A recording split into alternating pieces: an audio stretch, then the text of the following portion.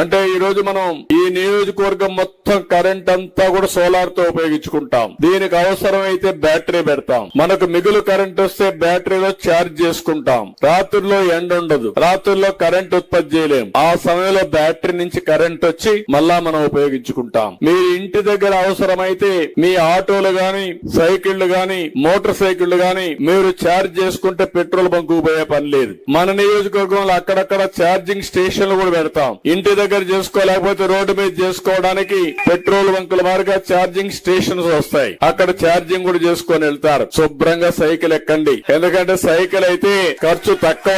అందులో electrical cycle ఎక్కండి. Electrical cycle ఎక్కితే ఒక అడ్వాంటేజ్ ఉంటుంది. మీరు కుప్పానికి పోయి వస్తా ఉంటే పోయేటప్పుడు తొక్కుంటూ వెళ్ళండి, ఆరోగ్యం బాగుంటుంది. తిరిగి వచ్చేటప్పుడు సైకిల్ తొక్కలేకపోతే ఎలక్ట్రికల్ సైకిల్ కాబట్టి ఆన్ చేయండి, 5 నిమిషాల్లో ఇంటికి వస్తారు. అంటే దీనికి 2 లాభాలు. సాయంత్రం వచ్చి మళ్ళా ఎక్సర్సైజ్ చేయక్కర్లేదు, నడవాల్సిన పని లేదు. సైకిల్ దొక్కితే అన్నిటికంటే బ్రహ్మాండమైనటువంటి ఎక్సర్సైజ్ అవుతుంది. మీ ఆరోగ్యం బాగుంటుంది. దారిలో వచ్చేటప్పుడు మంచి గాలి పీలుస్తారు. గాలి పీలిస్తే ఆరోగ్యానికి ఆక్సిజన్ చాలా ఉపయోగపడుతుంది.